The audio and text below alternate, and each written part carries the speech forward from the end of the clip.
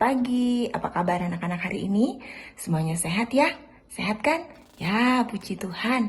Nah, anak-anak sebelum kalian melakukan setiap aktivitas kita sepanjang hari ini, yuk sama-sama kita mau membaca dan merenungkan firman Tuhan ya. Anak-anak siapkan Alkitab dan Book of Light-nya, oke? Nah, pembacaan firman Tuhan pagi hari ini terdapat di dalam Kitab Hakim-Hakim pasal 20, mulai ayat 1 sampai 48. Anak-anak baca semuanya ya, dan kalian bisa menulis satu ayat, yaitu terdapat dalam ayat yang ke-23 bagian A. Demikian firman Tuhan. Kemudian pergilah orang-orang Israel, lalu menangis di hadapan Tuhan sampai petang. Sesudah itu mereka bertanya kepada Tuhan. Amin. Puji Tuhan, cerita firman Tuhan pagi hari ini kalau kita baca dari ayat 1 sampai 48 ya iKids, orang Israel menemukan ada dosa besar yang dilakukan oleh orang-orang di kota Gibea. Ya, semua suku Israel berkumpul untuk menegakkan kebenaran dan meminta orang jahat itu diserahkan. Tetapi suku Benyamin menolak dan malah membela orang-orang jahat itu yang tinggal di kota Gibea ketika itu. Ya, akhirnya terjadi perang antara Israel dan suku Benyamin.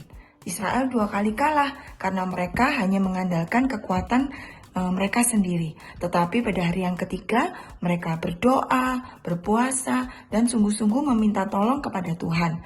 Lalu Tuhan memberikan kemenangan kepada bangsa Israel. Apa yang menjadi aplikasi dalam setiap kehidupan kita anak-anak?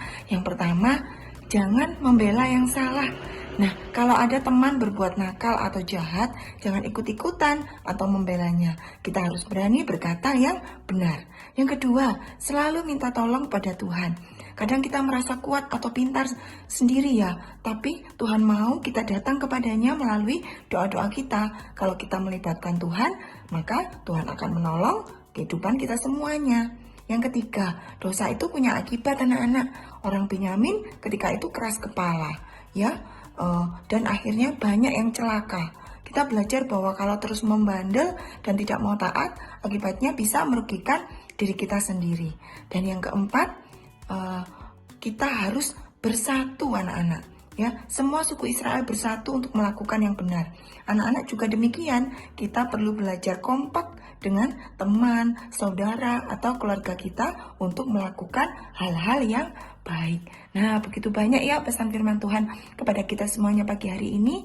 Nah, kita mau belajar untuk melakukan firman Tuhan dengan sebaik mungkin, supaya kehidupan kita lebih berkenan lagi di hadapan Tuhan, dan hidup kita pun boleh diberkati Tuhan. Oke, iKids, selamat beraktivitas ya. Jaga kesehatan anak-anak semuanya. Oke, Tuhan Yesus memberkati kita semua. Bye-bye.